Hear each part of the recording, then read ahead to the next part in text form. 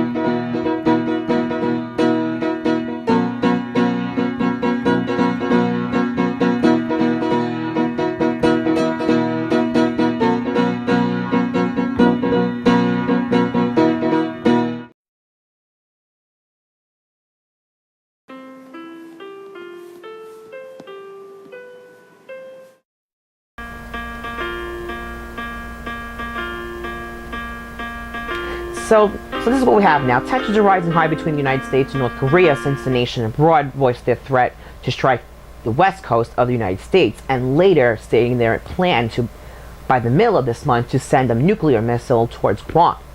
And that Guam is actually a new U.S. strategic stronghold in the Pacific. But then political analysts now are saying, right from the get-go, that any actual military conflict between the United States and North Korea would most likely lead to the use of nuclear weapons. So that's pretty crazy, isn't it? Such a development would actually bring casualty numbers to at least the thousands, and more specifically to figures not even seen since World War II. So that's pretty impressive. Experts are also saying that amped-up language between the leader of North Korea, Kim Jong-un, and the lately unpredictable, according to some people, U.S. President Donald Trump raises the risk of a mistake that could happen, and that would cause a nuclear war between the two nations and make that a dire reality.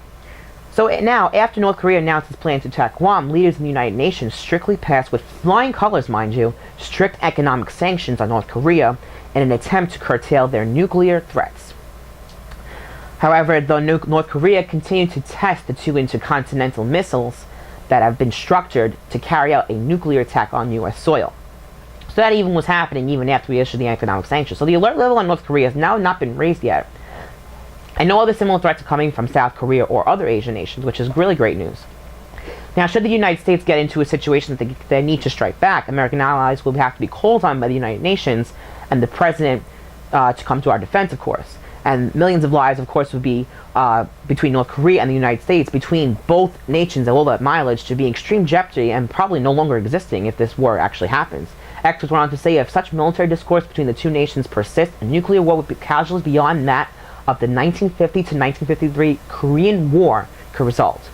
The war during the 1950s claimed about 50,000 American troops and millions of Korean citizens. So then that conflict ended in a armed truce and not really a peace treaty. So the history could in fact maybe repeat itself maybe 50 years later. Well, maybe we shall see. Many troops and huge weapons arsenals are still placed along both sides of the contentious demilitarized zone established after the Korean War. And this area that we're talking about is situated on the nation of Korea on a peninsula.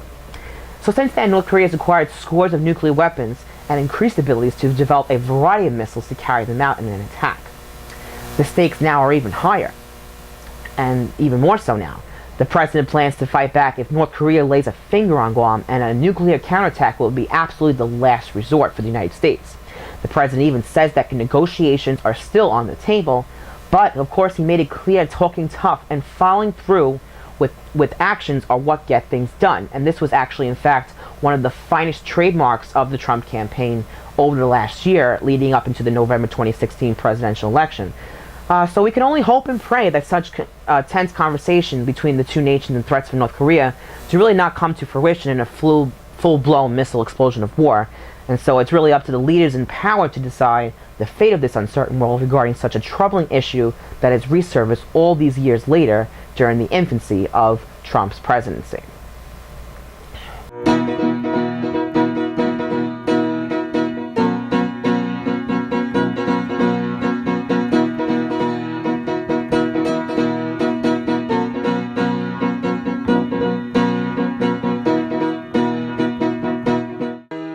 This has been a Rizzo TV News Brief. Thank you for watching.